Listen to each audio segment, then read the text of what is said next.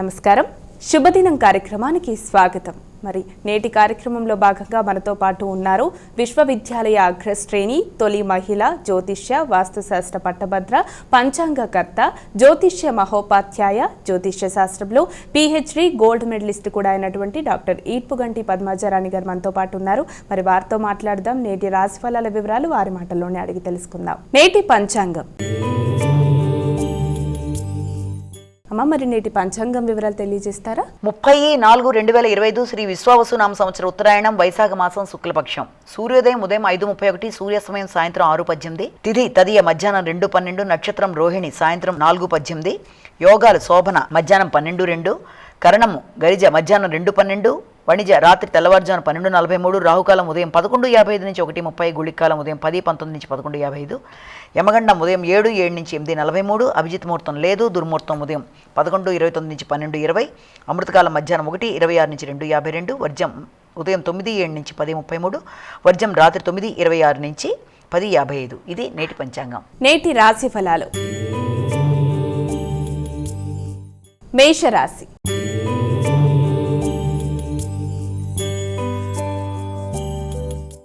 ఇక మొదటి రాశి అయినటువంటి మేషరాశి వారికి నేటి రాశి ఫలాలు ఏ విధంగా ఉన్నాయి? వీరు ఎటువంటి జాగ్రత్తలు తీసుకోవాలి? మేషరాశి వారికి ఈ రోజున మాటల వల్ల కుటుంబపరమైన విషయాల్లో కొంత ఘర్షణాత్మకమైన వాతావరణం ఉన్నప్పటికీ కూడా ఆర్థిక సంబంధమైన విషయాలు చాలా వరకు అనుకూలంగా ఉంటాయి. కుటుంబంలో వ్యక్తులు మీ మాట వినడానికి అవకాశం అనేది అధికంగా ఉంటుంది. ఆర్థిక విషయాలతో పాటు కుటుంబ సంబంధ బాంధవ్యాలు కూడా చాలా వరకు అనుకూలంగా ఉంటాయి. చేద్దాం అనుకుంటున్న కార్యక్రమాలన్నీ అందరి సభ్యుల యొక్క సహకారంతో చేస్తూ ముందుకు వెళ్ళడానికి చక్కగా ఈ రోజున ప్రయత్నం చేస్తారు. వృషభ రాశి.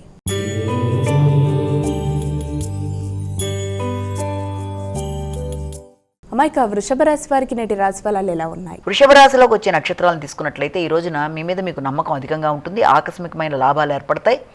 ముఖ్యంగా తోబుట్టువులు మిత్రుల సహకారంతోనూ అలాగే దాంతోపాటుగా మీరు చేసే అన్ని కార్యక్రమాల్లో లాభదాయకంగా చేసే ఆలోచనల వల్ల మీ ఆలోచనలను ఉపయోగించుకుంటూ మీరు ముందుకెళ్ళడానికి చేసే పనులన్నీ కూడా చాలా వరకు మీకు అనుకూలతలను చూపిస్తూ ముందుకెడతారు.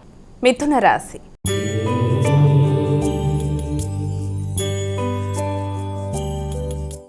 ఇక తదుపరి రాశి అయినటువంటి మిథున రాశి వారికి నేటి రాశి ఫలాలు ఎలా ఉన్నాయి?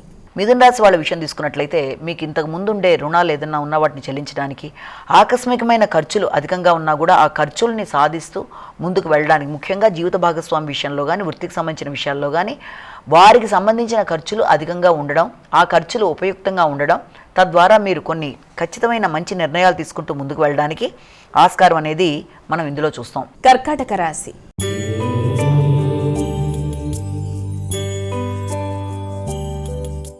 ఇక కర్కాటక రాశి వారికి నేటి రాశి ఫలాలు ఎలా ఉన్నాయి? కర్కాటక రాశి వాళ్ళ విషయం తీసుకున్నట్లయితే కర్కాటక రాశి వాళ్ళకి ఈ రోజున ఆలోచనలు చాలా బాగుంటాయి. ఆశించిన విజయాలు పొందుతారు. వ్యక్తుల యొక్క సహకారం బాగుంటుంది. ఎదురు చూసిన వర్తమానాలు అందుకుంటారు.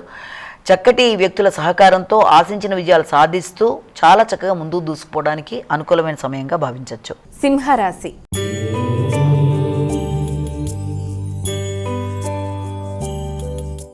ఇక తదుపరి రాశి అయినటువంటి సింహరాశి వారికి నేటి రాశి ఫలితాలు ఏ విధంగా ఉన్నాయి? సింహరాశి వాళ్ళ విషయం తీసుకునేటప్పటికీ వీళ్ళకి వృత్తిపరమైన విషయాల్లో అభివృద్ధికరంగా ముందుకు సాగుతూ వెళ్ళడానికి అన్ని విధాలా అనుకూలమైన సమయంగా మనం ఒకటి భావించవచ్చు. ప్రతి విషయంలో కూడా వృత్తిలో గౌరవం, శ్రద్ధ అన్నీ కూడా అనుకూలంగా ఉంటాయి. అయినప్పటికీ కూడా మీ యొక్క సంతానం కానీ లేకపోతే మీకు ఆకస్మికమైన విషయాల్లో కానీ వృత్తికి సంబంధించిన విషయాల్లో కొంత ఆటంకాలు లాంటివి ఎదురయ్యే అవకాశం ఉన్నప్పటికీ కూడా మీ యొక్క సృజనాత్మకతతో ఎలాంటి సమస్యనైనా అధిగమించే నేర్పు అనేది వృత్తికి సంబంధించిన విషయాల్లో అధికంగా పొందుతారు. కన్యా రాశి.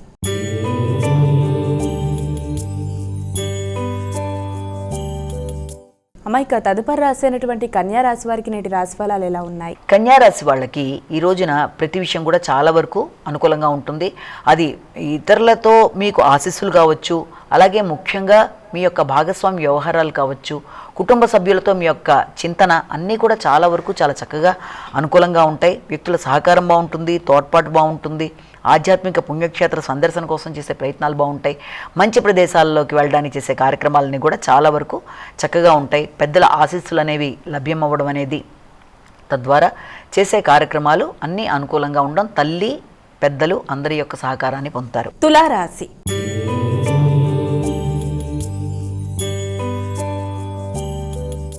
అమ్మ, ఇక తదుపరి రాసినటువంటి తులారాశి వారికి నేటి రాశి ఫలితాలు ఎలా ఉన్నాయి? తులారాశి వాళ్ళ విషయం తీసుకునేటప్పటికీ మీకు ముఖ్యంగా శత్రువులతో వీలైనంత జాగ్రత్తలు తీసుకుంటూ ముందుకు వెళ్ళాలి. అది కూడా మీ యొక్క వృత్తికి సంబంధించిన విషయాలలో మీరు తీసుకునే నిర్ణయాల వల్ల మీ మీద ఈర్ష్యాసూయలు కలిగిన వ్యక్తులు మిమ్మల్ని ఇబ్బంది పెట్టడానికి చేసే కార్యక్రమాలు ఉన్నప్పటికీ కూడా మీ తెలివితేటలతో వాటిని తిప్పికొట్టగలిగిన నేర్పు అనేది మీకు ఏర్పడుతుంది. ఏ కార్యక్రమాన్నైనా వ్యక్తుల సహకారంతో మంచిగా మాటలు మాట్లాడుతూ మీరు కార్యక్రమాన్ని చక్కగా చేసుకుంటూ ముందుకు పెడతారు.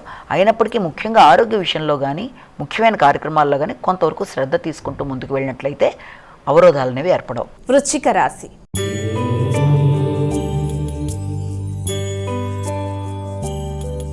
అమ్మాయిక తదుపరి రాశి అయినటువంటి వృశ్చిక రాశి వారికి ఈరోజు రాశి ఫలాలు ఎలా ఉన్నాయి? వృశ్చిక రాశి వాళ్ళ విషయం తీసుకునేటప్పటికీ మీకు భాగస్వామి వ్యవహారాలు బాగుంటాయి. జీవిత భాగస్వామికి అనుకూలంగా ఉంటుంది. అలాగే సంఘంలో గుర్తింపు, గౌరవం, మైత్రి బంధాలు బలపడడం, ఆశించిన విధంగా మీకు అదృష్టం అనేది వరించడం, తద్వారా మీరు పెట్టుకున్న ప్రణాళికాపరంగా ముందుకు వెళ్ళడం, అది గృహవాహన లాభాలు కావచ్చు, ఏదైనా సరే ఆర్థిక విషయాలు, భాగస్వామి వ్యవహారాలు చాలా వరకు మీకు అనుకూలంగా ఉంటాయి. ధనస్సు రాశి.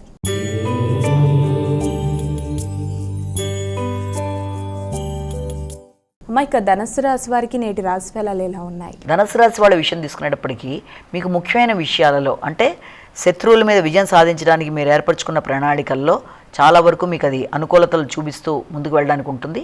వ్యక్తిగత ధైర్యం పెరుగుతుంది, స్థైర్యం పెరుగుతుంది, శత్రువుల మీద విజయం సాధిస్తారు, పోటీల్లో నెగ్గుతారు. మీ కృషి ఫలించడానికి అన్ని విధాల ఆస్కారం ఉంది. పోటీల్లో నెగ్గడానికి కృషి చేస్తారు. మకర రాశి.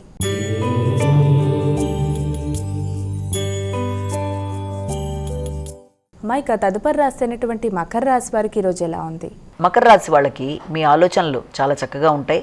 చేద్దాం అనుకుంటున్న కార్యక్రమాల్లో భాగస్వామి మీకు సహకరించడం అనేది, దాంతోపాటుగా మీరు ఏదైనా ఒక మంచి ప్రదేశాలకు వెళ్ళడానికి ప్రణాళికలు వేసుకోవడం, సంతానంతోనూ జీవిత భాగస్వామితోనూ కలిసి చక్కగా ఈ రోజుని గడపడం, వారితో కలిపి ఆధ్యాత్మిక ప్రదేశాలు సందర్శించడం, అలాగే పెద్దల యొక్క ఆశీస్సులు తీసుకోవడం, ఇష్టమైన వ్యక్తులతో కలిపి విందు వినోదాల్లో పాల్గొనడం. కుంభరాశి.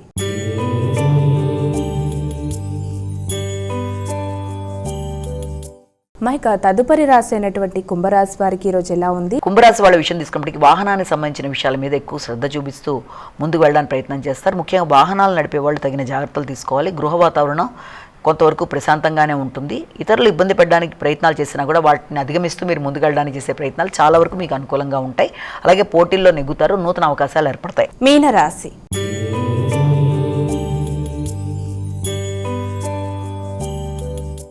అమ్మాయిక చివరి రాశి అయినటువంటి మీనరాశి వారికి ఈరోజు ఎలా ఉంది? మీన రాశి వాళ్ళకి ఈ రోజున ఆలోచనలు చాలా వరకు అనుకూలంగా ఉంటాయి. వ్యక్తుల సహకారం బాగుంటుంది, తోడ్పాటు బాగుంటుంది.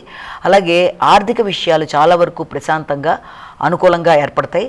సంతానం యొక్క సహకారంతో ఆర్థిక సంబంధమైన విషయాలలో మీకు చక్కటి ప్రణాళికలు వేసుకుంటూ ముందుకు పెడతారు. దగ్గర ప్రయాణాలు చేయడానికి అవకాశం ఉంది. దానివల్ల ఆర్థిక సంబంధమైన లాభాలు అనేవి ఏర్పడతాయి. అమ్మాయిక ద్వాదశ రాశుల వారందరూ కూడా పాటించడానికి వీలుగా ఉన్నటువంటి పరిహారం ఏదైనా తెలియజేస్తారా? ద్వాదశ రాశుల వారికి పరిహారాన్ని చూసినట్లయితే 12 రాశుల వారికి కూడా ఈ రోజున మేషరాశి నుంచి మీనరాశి వరకు 12 రాశుల వారు కూడా తప్పనిసరిగా ఈ రోజున తమ ఇష్టదైవాన్ని ప్రార్థించుకుంటూ రోజుని ఎలాగో మొదలు పెడతారు.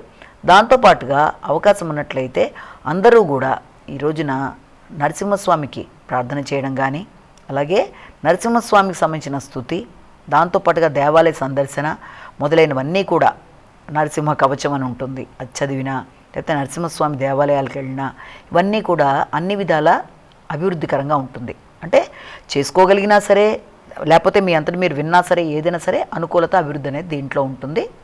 ఎందుకంటే ఏ రకమైన సమస్యలున్నా అధిగమించడానికి మానసిక ధైర్యానికి అన్నిటికీ కూడా నరసింహస్వామి కవచం కూడా అన్ని విధాలు ఉపయోగపడుతుంది. కనుక తప్పనిసరిగా నరసింహస్వామి సంబంధించినవి చేయడం అనేది చాలా మంచిది. ఇప్పటిదాకా మనం చెప్పుకున్న రాశి ఫలితాలు కేవలం ఒక వ్యక్తిని ఉద్దేశించి చెప్పినవి కావు కనుక అన్నీ తమకే వర్తిస్తాయని అనుకోకుండా ప్రతి వ్యక్తి తమ వ్యక్తిగత జాతకంతో కలిపి చూసుకుంటూ ముందుకు వెళ్ళినట్లయితే ఎదురవుతున్న చిన్నపాటి సమస్యలు, గోచారీత్యా ఎదురవుతున్న చిన్నపాటి సమస్యలు ఏమన్నా ఉన్నట్లయితే ఏ రోజుకు ఆ రోజు దానికి సంబంధించిన శ్లోకాలు పఠించడం కానీ, దేవాలయ సందర్శన కానీ, లేకపోతే మీ ఇష్టదైవాన్ని కానీ ప్రార్థించుకుంటూ ముందుకు వెళ్ళినట్లయితే తప్పనిసరిగా చిన్నపాటి సమస్యలను కూడా అధిగమించగలుగుతారని మనం అర్థం చేసుకోవాలి. నేటి విశిష్టత.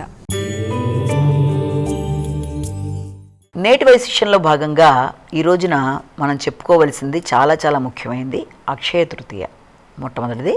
అలాగే ఈ రోజున అందరూ కూడా ప్రతి నరసింహస్వామి దేవాలయం కూడా చాలా చక్కగా ఉంటుంది. కాబట్టి ఇంకా ముఖ్యంగా చెప్పుకోవాల్సింది నరసింహస్వామికి చందనోత్సవం వరాహ నరసింహస్వామి మనకి విశాఖపట్నంలో, దానికి సంబంధించిన విషయాన్ని కూడా మనం ఇక్కడ మాట్లాడుకుందాం. మామూలుగా అక్షయ తృతీయ అంటే చాలామంది బంగారం కొనుక్కోవడం అన్న విధానంలో పెడతారు. అలా కాదు. అక్షయము అంటే క్షయము లేనిది, ఎంతైనా సరే వృద్ధి పొందేది. అది ఏంటి? మోక్షానికి సంబంధించినట్టుగా అనుకోవడం ఒకటి. రెండోది దాన ధర్మాలు, పూజలు, అలాగే భగవద్భక్తి ఎంత మంచిగా చేసుకుంటే అది అంత అక్షయలాగా వృద్ధి పొందుతూ ముందుకెడుతుంది అన్నది మనం ఇందులో. ఆ రకమైన దానాల్లో కూడా ఏమని చెప్పడం జరిగింది, దాంట్లో ఏదన్నా జలపాత్ర అంటే నీటితో సంబంధించింది ఇవ్వడం కానీ, లేకపోతే ఏదన్నా పాదరక్షలు కానీ, గొడుగు కానీ, లేకపోతే సన్నని వస్త్రం. ఎందుకంటే సమ్మర్ కాబట్టి చక్కగా సన్నటి వస్త్రం అంటే ఎక్కువ మనకి ఇబ్బంది లేకుండా ఉండే కాటన్ వస్త్రం, ఇవన్నీ కూడా చాలా మంచిది. అలాగే భగవంతుడి ప్రార్థన, పెద్దవాళ్ళని తలుచుకోవడం, వంశం అభివృద్ధి పరంగా ముందుకెళ్ళడానికి చిన్నపాటి దాన ధర్మాలు, ఇవన్నీ కూడా అక్షయ తృతీయ నాడు చేయడం అనేది చాలా విశేషంగా చెప్తారు. అయితే ఈ అక్షయ తృతీయకి సంబంధించిన విషయాల్లో మనం తెలుసుకోవాల్సిన మరి ఒక ముఖ్యమైన విషయం ఏంటంటే, ఇది ఈ రోజున చందనోత్సవం అని చెప్పి జరుగుతుంది. ఎక్కడ? మనకి విశాఖపట్నంలో నరసింహస్వామి దేవాలయం ఉంది. దాన్ని సింహాచల నరసింహస్వామి దేవాలయం అంటారు కదా. వరాహ లక్ష్మీ నరసింహస్వామి దేవాలయం అనేది అక్కడ ఉంది. దాని విశేషాలు ఏంటి, దాని విషయం గురించి మనం ఇక్కడ తెలుసుకుందాం. అయితే మామూలుగానే అక్షయ తృతీయ నాడు మనకి సింహాచలంలో చందనోత్సవం అంటే సంవత్సరం అంతా ఉండే చందనంతో పూసి ఉన్నది ఆ రోజున ఒలుస్తారు. మళ్ళీ చందనంతో కప్పబడిపోయి ఆయన నిజరూప దర్శనం అనేది మనకి ఈ అక్షయ తృతీయ నాడు అంటే వైశాఖ మాసంలో శుక్లపక్షంలో తదియ నాడు మనకి ఆయన నిజ రూపాన్ని మనం దర్శించడానికి అవకాశం ఉంటుంది. ఇది గొప్పతనం అనమాట. 32 నరసింహస్వామి దేవాలయాల్లో కూడా ఇది ఒకానొక అద్భుతమైన దేవాలయంగా చెప్తారు.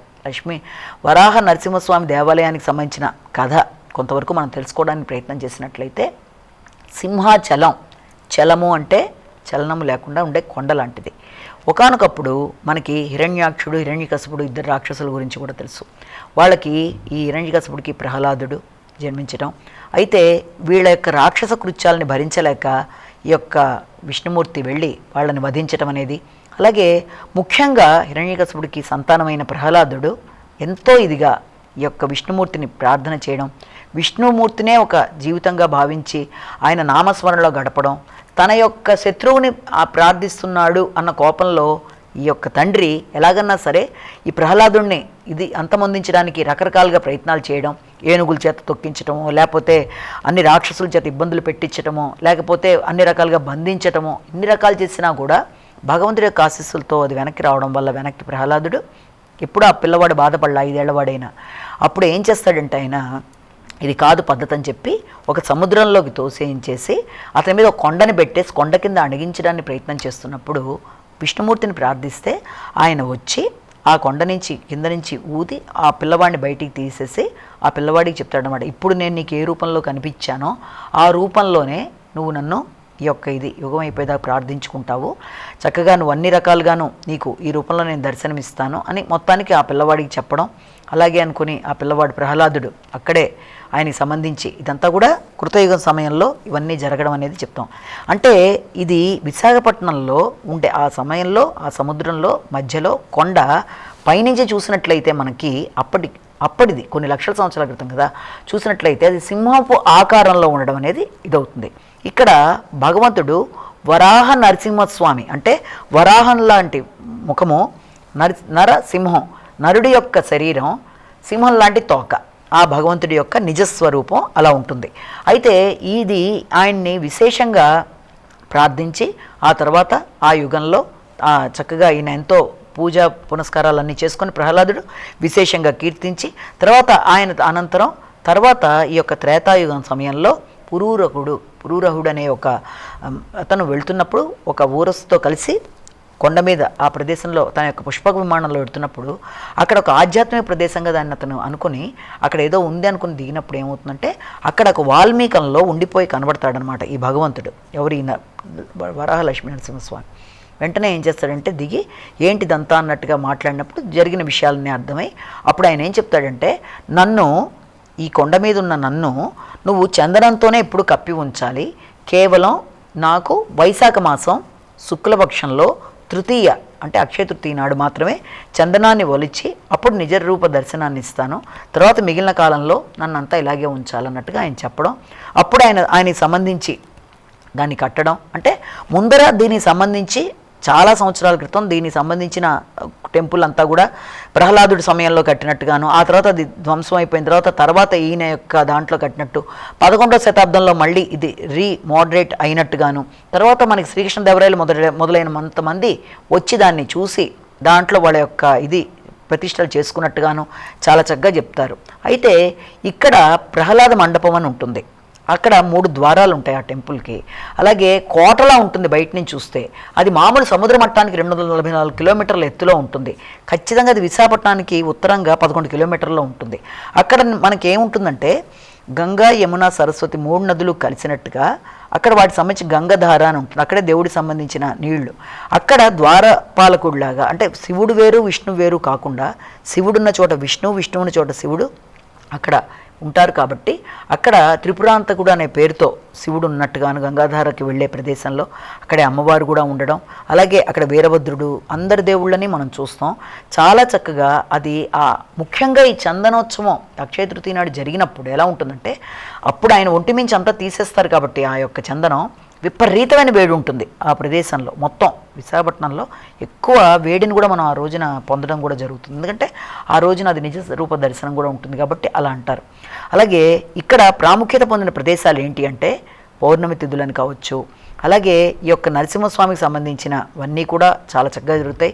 ఆయన కళ్యాణం కానీ, అలా కళ్యాణం కూడా చైత్రమాసంలో శుక్లపక్షంలో ఏకాదశి నాడు జరుగుతుంది. తర్వాత బ్రహ్మోత్సవాలు అనేవి జరుగుతాయి. తర్వాత ఈ చందనోత్సవం అనేది కూడా జరుగుతుంది. ఈ సమయంలో ఆయనకి చందనాన్ని ఇది చేయడం, ప్రత్యేకంగా దేశ విదేశాల నుంచి లక్షలాది మంది భక్తులు రావడం, కన్నుల పండుగగా అది చూడడానికి 2 కళ్ళు చాలవు. 32 దేవాలయాల్లో 32 పైగా ఉన్న ఈ నరసింహస్వామి దేవాలయాల్లో దీని ప్రత్యేకత ఏంటంటే ఒక పక్కన నరసింహస్వామి రూపంలో, ఓ పక్కన వరాహ రూపంలో 2 రూపాల్లోనూ ఉన్న ఏకైక ప్రత్యేకమైన ప్రదేశంగా మనం ఇక్కడ చెప్తాం. ఇక్కడ కప్పస్తంభం అని కూడా ఒకటి. కప్పస్తంభం అంటే కప్పం, ట్యాక్స్ కట్టడం అనేది ఒకటి. రెండో అర్థం ఏంటంటే దాని కింద సంతాన గోపాల యంత్రం అనేది ఉంది. దానిపైన ఉండే స్తంభాన్ని భార్యాభర్తలు ఇద్దరు కూడా ఆలింగనం చేసుకున్నట్లయితే సంతానం లేని వాళ్ళకి సంతానం ఏర్పడుతుంది అన్న ఒక మంచి నానుడే ఒకటి చెప్తారు. అలాగే ప్రహ్లాద మండపం అనేది ఒకటి ఉంది. అలాగే దేవుడి యొక్క మొత్తం ఒక వాల్మీకంలాగా పెద్ద సడన్గా చూస్తే ఆ చందనంతో ఉన్న దాన్ని చూస్తే శివలింగ ఆకృతిలో మనకు కనబడుతుంది. అది చాలా అద్భుతమైన దృశ్యం నిజంగా. కాబట్టి నరసింహస్వామిని చూడడానికి అందుకే ఆ ప్రదేశాల్లో చుట్టుపక్కల మాధవధార, సీతమ్మధార, గంగాధార ఇలాంటి ధారలలాగా ఏర్పడాయి. కిందకు వచ్చే కొద్దీ రకరకాల టెంపుల్స్ అవన్నీ ఉంటాయి. దానికి మన ప్రధాన ప్రదేశం నుంచి టెంపుల్కి వెళ్ళడానికి దాదాపు ఒక 41 మెట్లు ఉంటాయి. అన్ని విధాలుగా కూడా చూడడానికి అపురూపమైన దృశ్యాలతో ఉండే ఈ యొక్క వరాహల్ నరసింహస్వామి దేవాలయం చూడడానికి 2 కళ్ళు చాలు. ఇది విశాఖపట్నం దాకా పెడితే విశాఖపట్నం నుంచి లోకల్లే కాబట్టి 11 కిలోమీటర్ల 11 to 16 కిలోమీటర్ల దూరంలో వెళ్ళొచ్చు. అలాగే దానికి ఎయిర్ మార్గం ఉంది.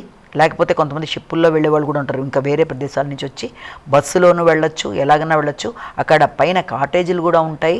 అన్ని రకాలైన పూజలు జరుగుతాయి. అలాగే అక్కడ అన్నదానాలు కూడా జరుగుతాయి.